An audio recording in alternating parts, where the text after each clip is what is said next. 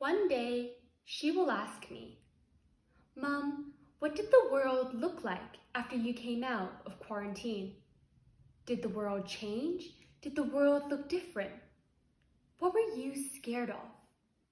And I will tell her that COVID did not discriminate between race, class, gender, or sexuality. That only we did. We did it in Singapore, where thousands of workers were forced to live in cramped concrete rooms. We did it in America, where overcrowded prisons led to the disease running rampant through prison cells. We did it in Indian slums, where isolation led to starvation. And I will tell her that the pandemic shed light on all of these wrongs, but when the world woke up from quarantine, we were so quick to turn the lights back off. And she will ask, "Why else were you scared?" And I will say, "Because when the world woke up from quarantine, I was scared of discrimination. I was scared that people would roll down their car windows and tell me to get lost and go back to filthy China. I was scared that I would see even more graffiti that read, 'Drive them out of Canada.' I was scared that they would write in your history books, 'COVID-19, the China virus.' I was scared of racial abuse. And then the economy collapsed.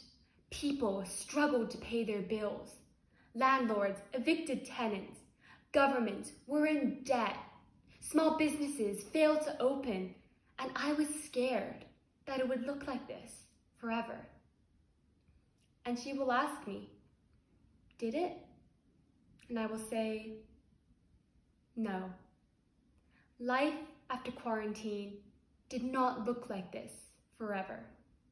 Because just as we were about to get onto that same constant wheel of life, we realized that quarantine had been a gift of introspection, a gift of perspective, a gift of reflection. And we knew that we did not want to throw this gift away. And we realized just in time that we needed to make a change. So we made changes to our environment. I tell her how we learned from 8 weeks in quarantine and slowed our global warming by reducing our carbon emissions. I tell her how we maintained lower pollution levels inspired by how much our waste dropped during quarantine. I tell her how we established protected safe zones for animals because quarantine made us realize that sometimes we were the virus. And then I tell her about people, about the exchange of doctors from countries all over the world, about the landlords who waived rent, about the thousands of free hotel rooms offered to healthcare workers and doctors, about the hundreds of people who volunteered for vaccination trials, about the massive increase in donations to blood banks and food banks and charities, about kindness, about humanity, and how that kindness stayed as the world woke up from quarantine. And I will tell her that when the world woke up from quarantine, it was scary, it was different. And I wish that someone had been able to tell me that even though it was tough, even though it was terrifying, eventually it would all get better. Because sometimes the only thing that we can count on is the kindness of other people.